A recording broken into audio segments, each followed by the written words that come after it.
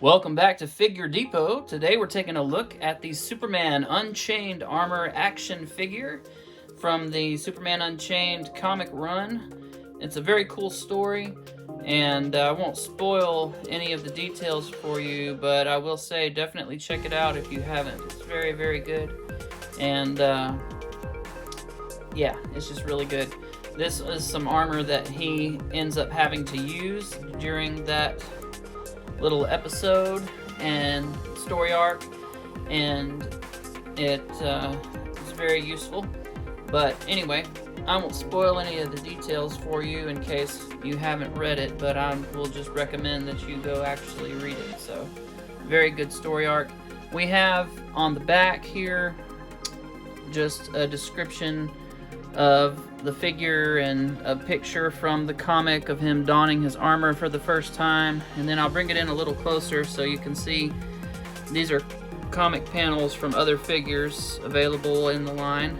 So you got the Action Comics 1000 Superman, you've got Batman the Animated Series Batman, Green Lantern, Harlequin or Harley Quinn, and two different versions of that. This is the Birds of Prey version and then the comic version, so very cool.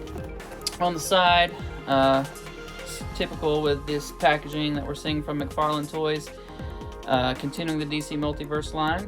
It just has a simple white and blue lettering there, and the McFarlane logo at the bottom. And here on the front, we can see we got a window box style package, and the figure displayed there, looking very awesome. Can't wait to get this thing open, so let's do just that. Real quick, inside the package, once you open it up, we have our black figure stand, our wings, which also kind of resemble a cape. That's part of Superman's armor, actually. And then we get a trading card, which is the same image that you saw on the back of the package. So her collector's card, more than a trading card.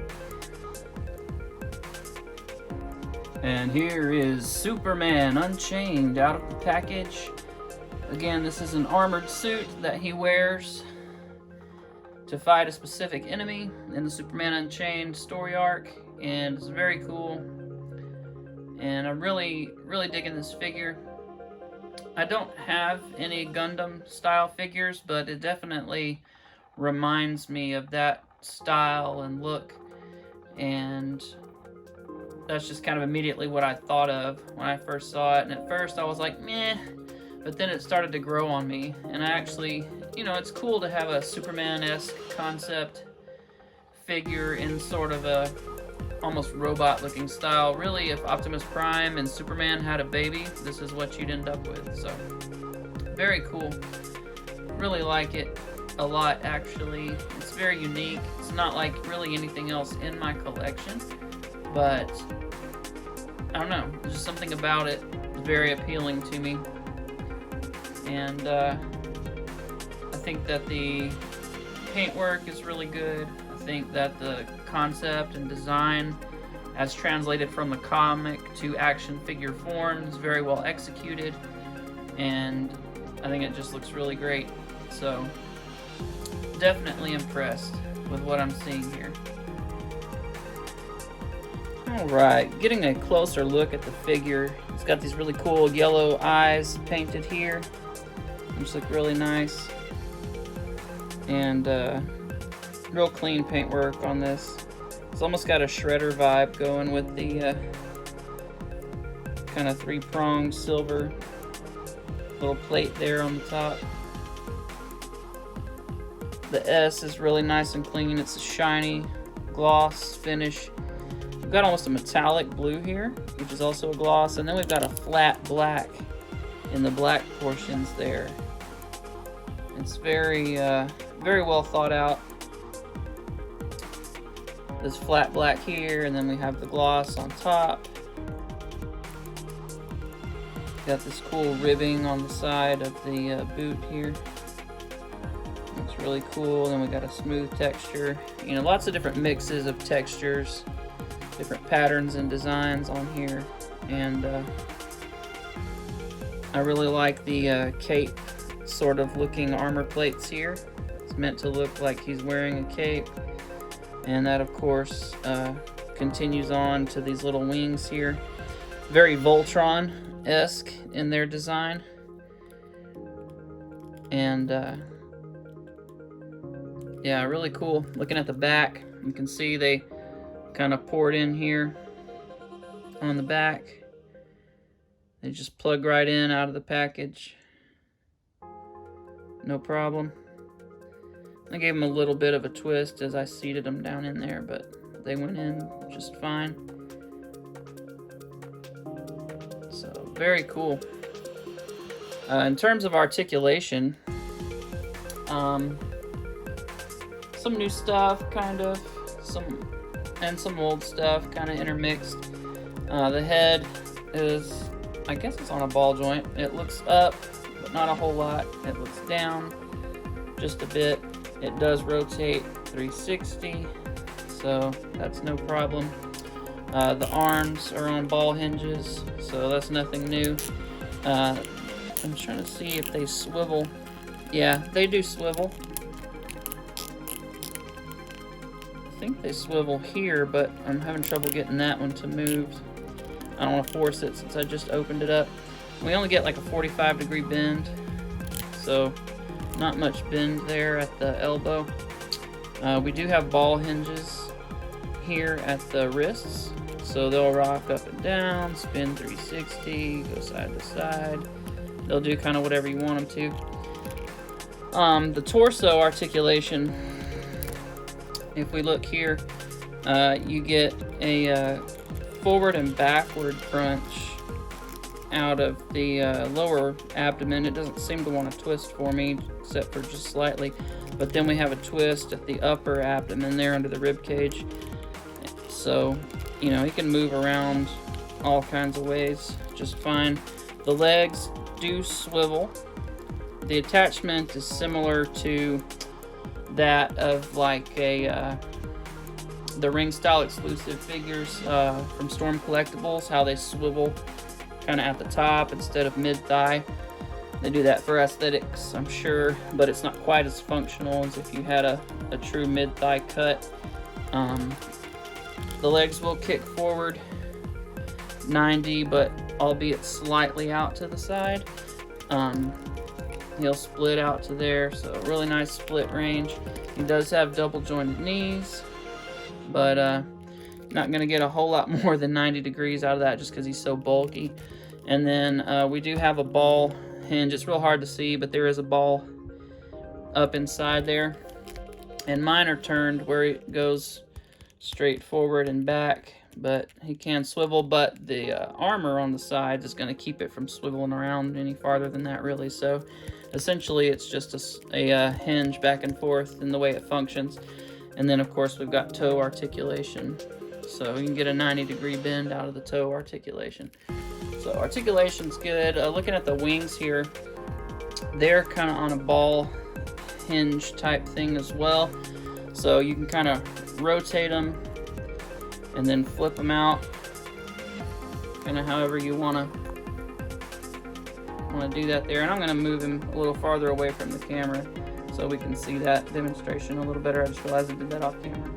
Alright, so once again, you can hinge them up and down and spin them around, so you can get any number of looks out of them. And like I said, you know, they peg in and out very easily once you're gonna get them broken in there. So that's kind of a cool look, kind of reminiscent of Voltron. Kind of want to have a more cape style appearance. You can turn them around and down to the side.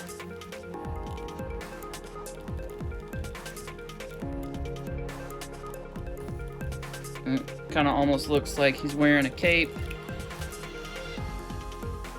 which, you know, goes into those lines that I mentioned earlier, the little grooves here that look like pleats in the fold of the cape. So, you know, very cool. Looks good, functions well, and I wish the ankle articulation was different. I know there's little ball hinges on all these ankles, and I just am not a fan of that. To me, the perfect articulation style is what we see from Marvel Legends, where you have the peg coming out of the ankle that stabs into the foot, and then it can just rock around, pivot around just about any way you could possibly want it to. I think that's the perfect articulation system, and I don't know why more toys don't use it. The ball hinges tend to get flimsy over time, and to me, in my experience, have been very problematic. So I wish more toy companies would go back to that Marvel Legends style foot ankle articulation. I think it's pretty much perfect, honestly. Now, for some size comparisons real quick, here's the Action Comics 1000 Superman, and then the Superman Unchained armor. So you can kind of see that definitely could be armor over a standard size Superman. It's not, this massive, huge robot. It's, just a little bit bigger than how he would stand normally. So I think it's a good representation. It's more in terms of like Iron Man putting on the Iron Man suit versus, someone getting inside of a giant machine and fighting. So here's another quick size comparison. We've got the SDCC Comic-Con exclusive and New York Comic-Con exclusive, respectively, Batman and Superman, and you can see how they compare with one another. They look nice together, and conceivably could just be armor on top of, a person, like I previously mentioned. And I think they mix very well together. They're both a 7-inch scale figure, so works out just fine. Speaking of Iron Man, here's kind of a classic Iron Man. This is a sort of vintage, perfect realization of Iron Man from the classic comics in his classic suit, and it works great. This is in a 6-inch scale figure line, and so it's a bit smaller than the Superman is, but these two could conceivably be in the same universe. So there's an idea classically armor would look like, and this is of course a more modern armor. The Superman Unchained arc is set in the New 52 story run, so that's the Superman that uses this armor is the New 52, so a bit more modern than what we're seeing here in this more classic Iron Man. And there's Venom hanging out, drooling his slime all over the place. And last but certainly not least, we have the Incredible Hulk from Marvel Legends line, and then we have the She-Hulk that I repainted from the gray She-Hulk to kind of have that more classic green. And she's really in scale what a average female would be against an average male if the Superman Unchained were the size of an average male. And then Hulk is of course a bit larger, so it would be cool to see those two face off in a fight against each other. Hulk might have a little bit harder time fighting the Unchained armored Superman versus Superman without armor. So anyway, there's a look at kind of a couple figure lines and how he compares size-wise against those. Alright, well that's going to wrap it up for me. I hope you enjoyed this review, and I hope that it was informative for you and helpful. I definitely recommend it. It's not a perfect figure, especially just really the ankle articulation and his inability to get a 45 degree or a 90 degree bend out of the elbows is kind of the only thing that I'm really, frustrated by.